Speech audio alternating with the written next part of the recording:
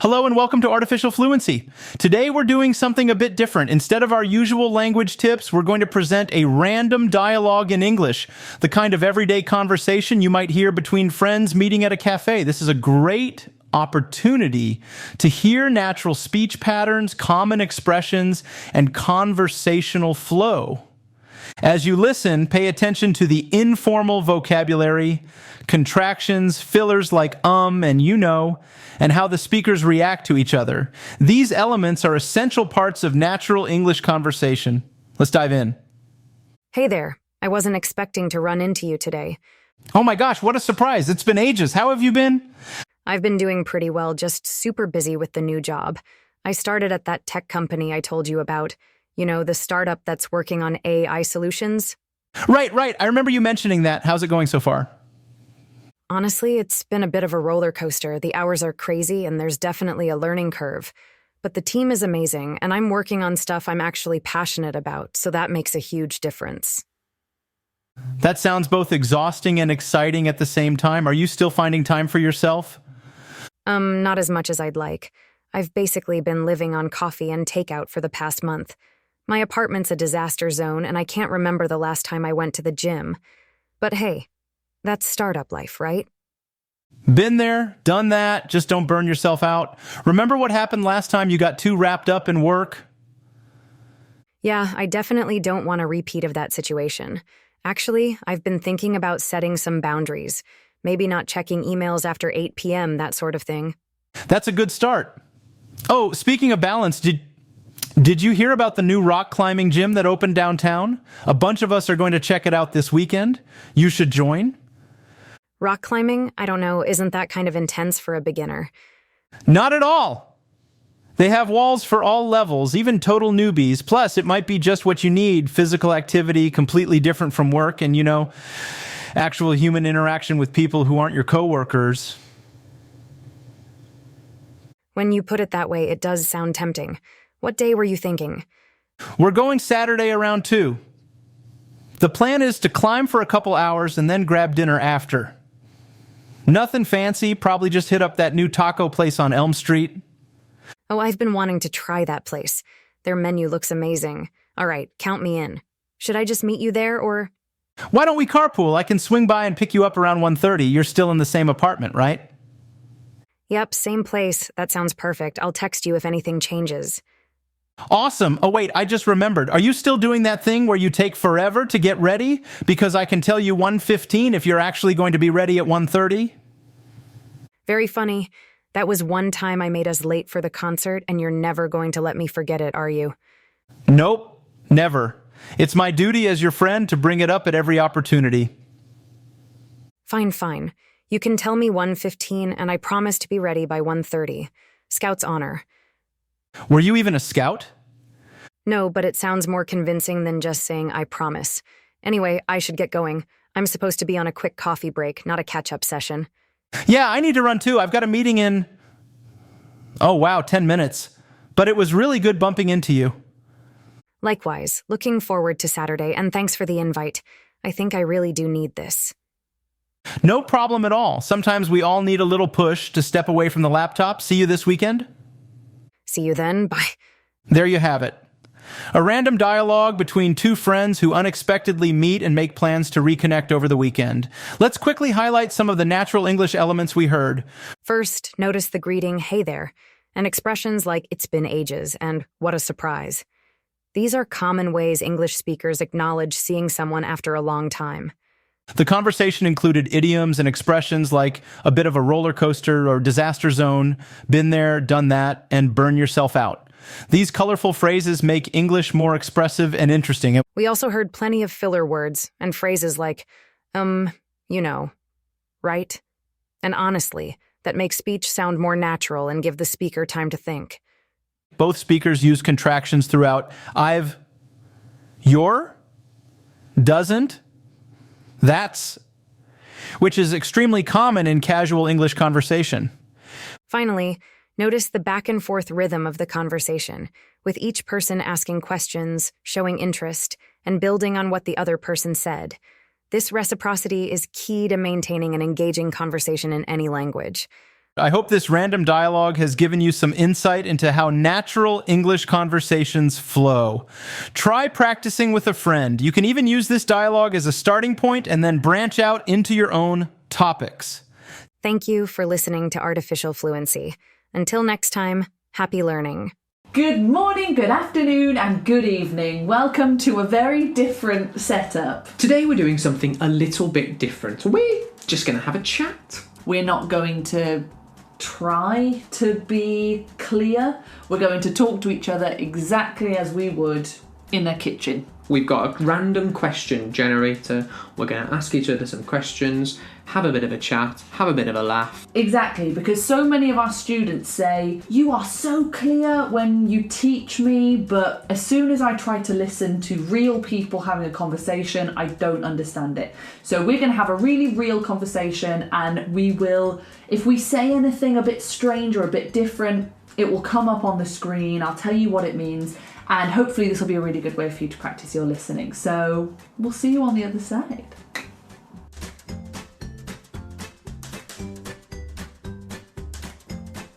Bez, how you been? How was your Christmas? You were there. You were there the whole time. Did you have a nice Christmas? I had a lovely time. What was your favourite bit about Christmas? My favourite part about Christmas was... Me being there. Probably. Boxing Day. I liked Boxing Day. That was a good day. What do you like about Boxing Day? So it's like Christmas Day, but it's... More football. There's more football on. Exactly. I knew you were going to say that. Played chess with your dad?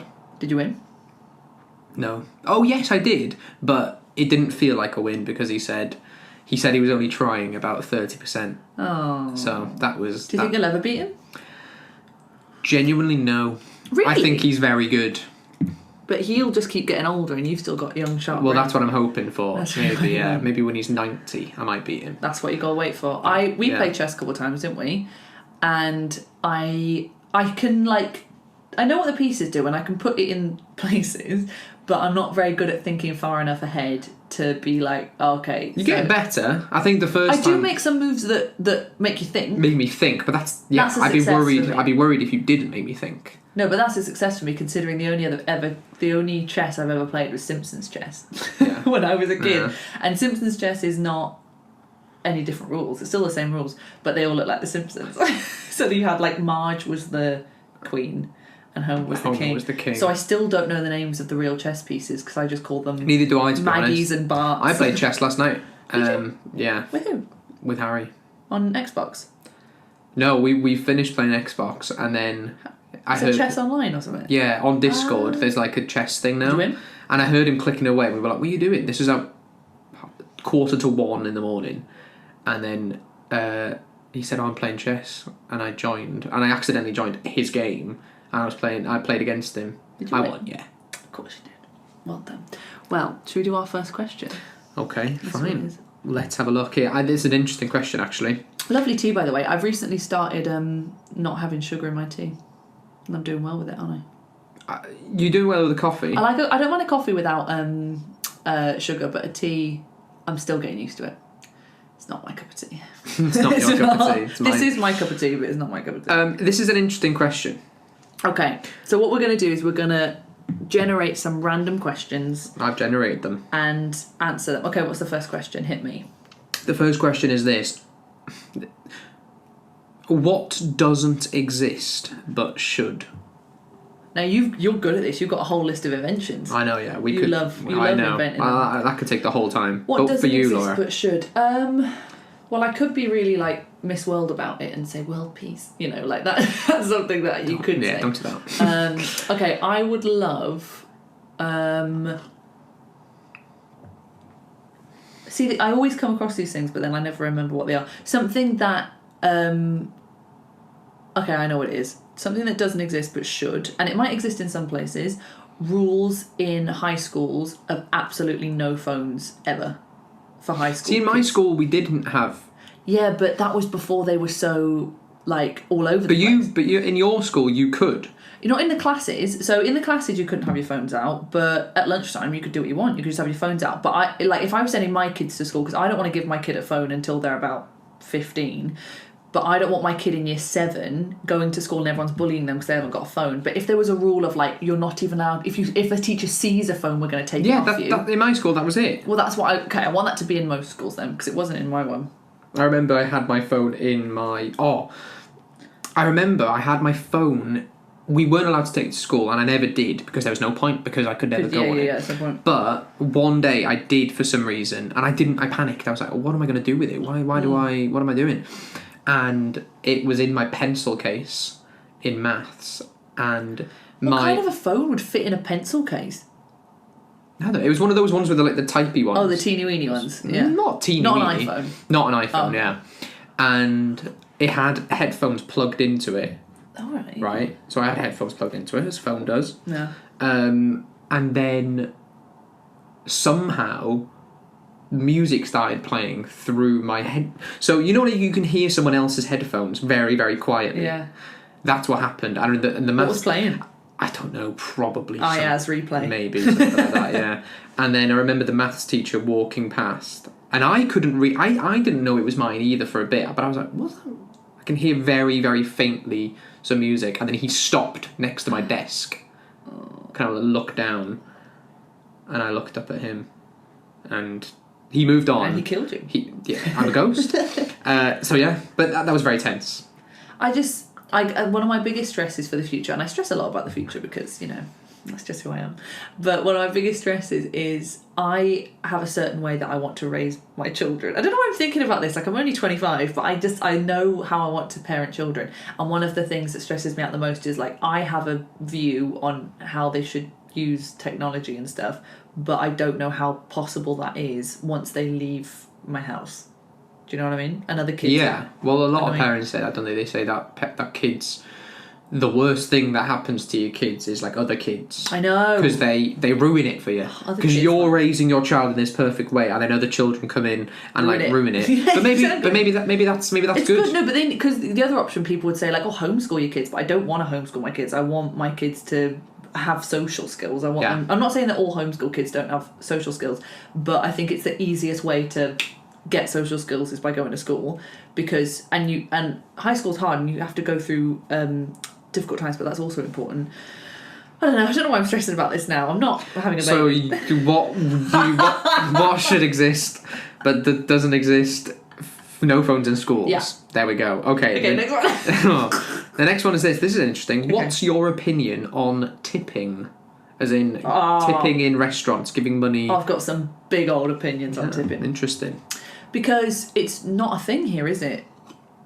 In the UK, it's you not. get tipped if you give some exceptional service. You get Even tipped. then you feel like, okay. But what is exceptional service? I would say if there's a big group of you, if there's like more than 8 and they've been on time and everything's come and they've made sure that everyone's got what they need, because that's hard, because I've been a waiter and it's really hard to have a big table. So I think if you have a big table, it's kind of courteous to give a tip. But I went to the States recently and it's mental. I went to a buffet and it's a buffet. The concept of a buffet is you serve yourself. Oh, you had to tip in a buffet. I had to tip the person who literally took my card at the till. So you're queuing up, someone sat at the till, and they go, "That'll be $30 for the buffet." And I said, "Thank you very much," handed my card over. And then she said, "You can add your tip now?" And I said, "Can I?" Because I didn't. Did you? No, I didn't. You didn't? No, and I know that all those Americans hated me, but it's just mental. I'm literally at a buffet, I do the work myself and they want me to tip, but they have to because they pay American servers like pittance. They pay them so little because they know they're going to get loads of tips. Isn't that mental? But do they get loads of tips? Yeah, because Americans have such a tipping culture put into them because they know that the servers don't get a lot, so they have to, otherwise it's really... But if they paid them fairly, then people wouldn't have to tip. I know. And then that would help people. They would go out for food more because they would be less expensive. I know. Isn't that insane? They're basically putting the financial stress on the customers rather than on themselves by paying the staff fairly. Yeah. Exactly. Isn't that just awful? In other countries, do they have that in other countries? I don't know about other countries. I think America is... Sorry, the States. I think the States are the biggest sort of tippers. In the UK, don't have to worry about tipping at all. But I follow someone who lives in Las Vegas and they work on Instagram who works as a waiter, and over Christmas he was taking pictures of bills, like checks that he'd given people when they'd left no tip, and was writing like Merry Christmas. Oh, I can't believe I had customers like this, like really complaining about it. And I was like, that was me when I was there. I wasn't leaving any tips. In my opinion, I think I agree with you if it's exceptional, but I don't know what people would have to do that, like to achieve exceptional service.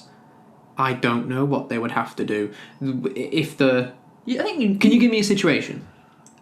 We're eating somewhere and the waiter's being extra friendly, asking us how our day's gone, and something's gone wrong with the food, but they've been really apologetic. They said, "Oh, we'll get you a free drink," but the waiter's been really trying. But then the waiter, that's their job. I know. That's their job. We have very different views in the UK about how to tip things, so. Like I would say if somebody gives if they say you can have a free drink, a drink on the house, as they say, then that's not the waiter doing that. No, that's the boss telling the waiter offer them free drinks. Yeah. So it's no, you're right. I think I tip for 5% of my meals out. Probably, yeah. I would round it up. Do you know what I mean? Oh, yeah. So imagine it's £73 for food. Yeah. I maybe will round it up to 80, depending on how many drinks I've had. And I feel very generous. But usually I don't tip because it's expensive already. It is already expensive. Do you want the next question? Yes, please. Oh, this is an interesting one. What food did you used to like but don't anymore? Bacon. Yeah, bacon. Gone well off bacon. Don't know why. I think I had a really bad fatty bacon sandwich. And I know the bacon sandwich you're talking about. And at the time, you said it was lovely.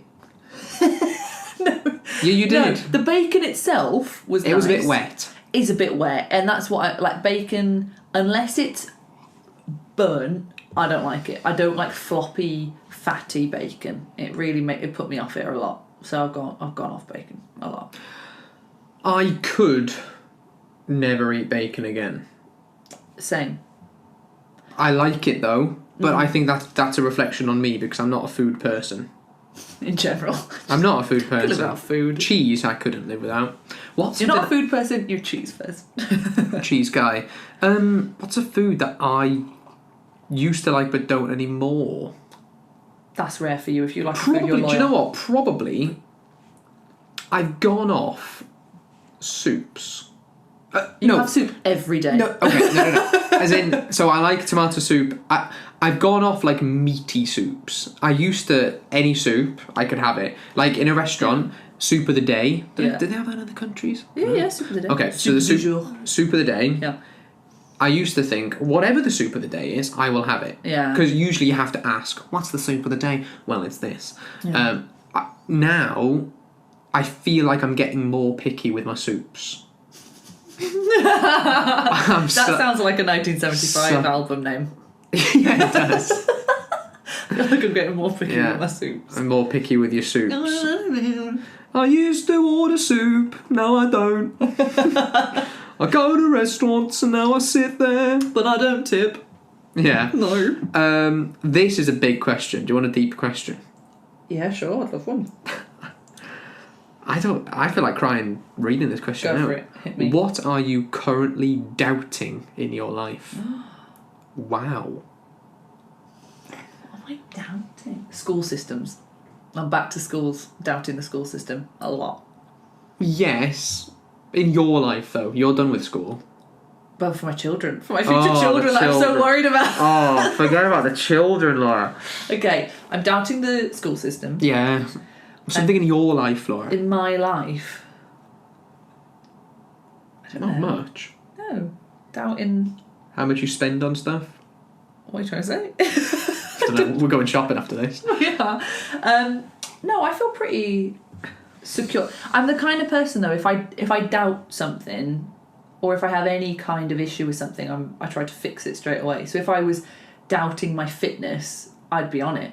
Do you know what I mean? Yeah. Like if I thought, oh, I went up the stairs and I was out of breath, I'd be like, right, okay, we exercise then. If I thought, oh, I'm doubting my abilities, okay, well, I'm going to get better then, I'll practice. So I like to fix things. I don't like just to go, well, and that's it. I like to go, no, let's solve it. So I can't imagine I would sit in doubt for a long time. Probably not. For me, I don't. I'm. If I was doubting like relationships with people, I'd go, well, okay, I'll talk to them. I'll talk to them. cut I'll it fix off. it. So I don't think I don't like to sit in negativity for a while. I fix it. Do you? I try to. You try to, but I feel like that stresses you out more sometimes. Yeah. Deep. In the search for, perfection, you dig your hole deeper. Ooh. Do you know what I mean? That sounds like a 1975 album. It does a bit, yeah. Dig, dig, dig, dig, dig, dig. What's the next? Should we have one more question? I don't know how long we've been talking for. I don't know either. Let's do two more. Let's do two more questions. This is an interesting one. Okay. What app or website completely changed your life? Google. YouTube. But YouTube. yeah. Changed my life. Yeah. I would say, because it has changed. I think how I YouTube's a live part my of your life. Yeah, exactly. YouTube. Not Facebook. Has it changed? No, I don't think it changed my life. It might have changed my brain. We don't know. When we look ahead in future years, we might look back at how much of an impact Facebook had on our brains, and we might say, yeah, it did change me completely, and I would have been a different human if it weren't for social media. We don't know. Definitely. I think certainly. That's too big. You can't say, like, how much do you spend on social media every week? Yeah. It's going to have an impact. Let's imagine it's probably more than this, 15 hours, which is horrible, that, yeah. right? But if it's more than that, you can't say to somebody, something you do 15 hours minimum a week, if you get rid of that, has no impact on you, and you'd be absolutely fine. No. Like, you would be a completely different person if you put 15 hours a week into exercise than social media. Yeah. And the thing is, I don't think with social media, I go on social media all the time as well. I'm a hypocrite here. Yeah. But there's nothing. I think social media should be the last thing that you do. Everything else is more productive than going on social media. Cleaning the house, reading a book, talking to a friend, going for a walk, eating a meaty soup, maybe eating a meaty soup, recording a podcast, anything. I agree. Yeah. Can you name me one thing that social media is more productive than? Doing drugs. Yeah. I have to think. Yeah. It's more productive than anything else that's more destructive. You know what I mean? So like jumping off a cliff. Yeah. Well, do you know yes. what I mean? Yeah, but drugs is very destructive to you. So yeah, I get what you mean. Like, destructive. Yeah, there you're gonna are die. always things if you jump off a cliff, you die. are more that you. Yeah, I know what you mean. You're saying dying is less productive than social media, and that's it. And that's what we That's the spend. takeaway. That's what we spend 15 hours a week minimum on. Yeah. Yeah. But that's what the world is now. Like it's what do you do to manage your social media time? Can I say what I've done? What have you done? I've unfollowed a lot of people. Well done. Sorry. I've unfollowed a lot of people Who don't serve you. Even people who do. Even my friends, my close family and friends. Some of them, yeah. Because I realise how much I just go on it, and I'm just trying to make Instagram, for example, less and less appealing. I don't want Instagram to be appealing. Do you know what I mean? Because if it is, then I will want to go on it more. Like my Twitter, I follow a lot of football accounts who just talk about football, right? Yeah, I do. I've unfollowed a lot of them. And that's bad for me, because I'm like, they're accounts that I like to read about. Yeah. But by following them, I'm giving myself more of a reason to go on Twitter. True. So I'm trying to just make it more boring, if anything. I don't think it's a bad thing if you don't have anything else to do. Like, I don't think if you're sat waiting for a train and you've got nothing. I do. Because Why those not? are the experiences in the world. When we sat at a train station, you can sit there and you can watch do it people. for like 10 minutes, but then I also want to have the option of I don't have to sit. Because remember before we did have that option, you hated it when you were a kid and you had nothing to do and you were just sat in a car for like 5 hours going somewhere. You hated it. And No, but at the time the radio was there. Good old radio. I think it's okay as long as it's not taking. If you're prioritising it over something else. What then annoys that's me is when people go on it in front of other people. Yeah, I know. Yeah. That annoys me. Yeah, I know. It really annoys me. And I don't like that people think that I'm boring by saying that. No, I don't think people think you're boring. I think they probably just think you're being a bit of a granddad.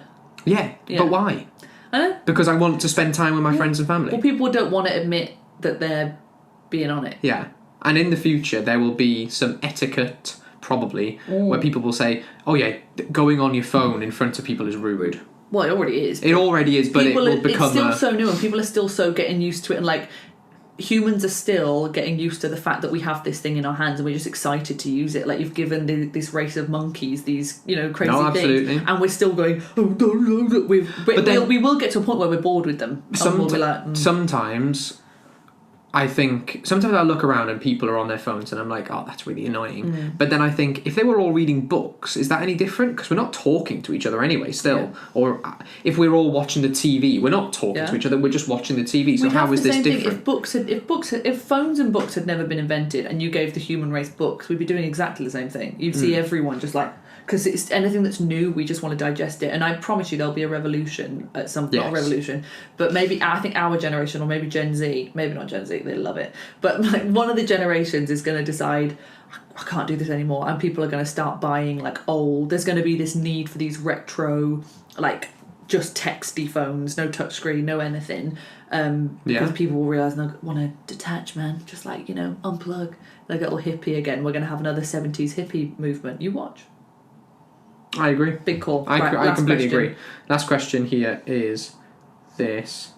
One question here is, what do you spend too much time doing? We know that. What about... Give us a good one to end on. This one's an interesting... Go on, you pick one. You pick one from there.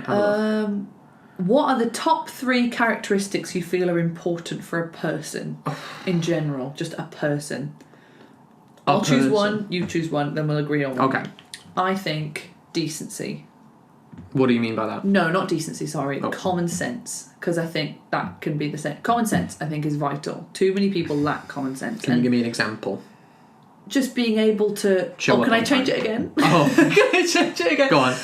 I mean, common sense, decency, but I think what I mean is critical thinking. I think being able to think about something and not just go, okay. Because people who just hear something and just go, yeah, those are the people that mean, nasty people can control and manipulate. So, if everyone just hears something and goes, yeah, I believe that, without taking the time to research and think, oh, is it this? Is it this? Is it this? It means you can control and manipulate that people. Whereas if everyone was able to look through these lies and look through things, then horrible people wouldn't rise to power as easily. Yeah, we're definitely living through a time where lots of people are like that now. Exactly. Probably because of phones. Exactly. So people on Facebook and they see a headline that says there's been a big argument between these two people, and they just read that and go, okay, yeah. And they click on it. They scroll to they just scroll to the next thing. Yeah. And all they remember is there was an big argument. Yeah, but then if they actually clicked on it, it would say something like, someone has reported that this person left the room a bit earlier than the other person. It's just nothing, based off nothing, where they're not doing that So I think critical thinking, that's my vote. Critical thinking, that's a good one. And also with that, what people would in the past would do is they would read a newspaper, for example. They see something, maybe they read the whole article, but even if they don't, they probably did read the whole article. They read the whole article, and then they are sitting at the train station with nothing to do. And what do?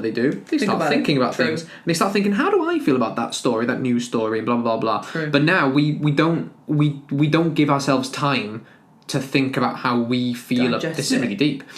We don't have enough time anymore to think about how we feel about things. We just get given information and think out. Yeah. All about. Yeah, exactly. Do the hokey cokey and you turn So around. that's, if we're designing the perfect human, I say they need to have some critical thinking. What else do they need to have? what's the word when you care about other people? Empathy. Empathy. Oh, empathy. Empathy Huge, is massive. So critical thinking and empathy. What so, a great for human example, empathy. Can you give me an example of empathy? So, for example, knowing how to act around somebody's cat has died. Yeah. They come to your house, and you want to buy a cat, but these people are at your house who their cat just died. R.I.P. R.I.P. Somebody empathetic. Yeah. Would not talk about getting a cat in front of that person. I mean, that's on like a small scale, but think about it on a big scale. Think about like someone wants to do evil deeds, but then they just have that thing of, how would I feel if that was being done to me? Do you know what I mean? It could stop. How would I feel if somebody robbed my house? Exactly. If your empathy like is so strong, then it will stop a lot of bad things from happening because people just can't bring themselves to do evil stuff. So critical thinking, empathy. What else for like a good? That's really good for a good person. I'm thinking about who I'd like to be friends with. I was going to say patient, but not. I think that comes with empathy because I don't think patience is that important either. Because sometimes it's good to be impatient and just do something. What about passion, care? Passion's good. Like passionate about something. Yeah. Because what really annoys me is when you ask people, "What's your favourite film?" and they say, "I don't really have a favourite film." And you say, "What's your favourite song?" Don't really have one. What's your favourite food? Don't really have one. What's your hobbies? They say, whatever's on the radio, whatever. People who aren't passionate about anything is very frustrating. Yeah. Like, choose something, even if it's like cake. Just be passionate about something. Do you know what I mean? But sometimes I feel like people are, but they think. So, for example, maybe they're embarrassed about their favourite film, or they think this is their favourite film, but they don't love it that much. It's like, well, maybe that is still your favourite film, even though you don't love that film. Maybe it's your favourite. So someone who is passionate, empathetic, and has good critical thinking. What a great human. I think we've... Yeah, probably. I think the quietest high five. Yeah, because in front of the mic. Well, I've thoroughly enjoyed discussing this with you today. Do you have anything else you want to say before we go? Not really. We're going to go shopping in a bit. I'm so excited. You need to buy some waterproof shoes. I'm going to buy it. We are so cool. Yeah. Going to buy some waterproof shoes in the January sales. Should I buy some slippers as well? I do have slippers in my calendar to maybe buy. You've put in your calendar that you want to buy some slippers? Yeah. Because what would you do? You would put it in a list, would you? Yeah. Shopping list. Yeah. Whereas I'm just putting it in exactly the same place as my sort of shopping centre, waterproof shoes plus slippers. That's in my calendar. You are adorable. There you go. Awesome. And then we're going to go and see Matilda. Yes, we are. Thank you so much for joining us. I've been very sat back. I hope I've been in frame. I'm sure I have been. I'm sure I've been. I'll be fine. Thank you so much. I really hope you are. Thank you so much for joining us. We'll be back next time. Bye-bye.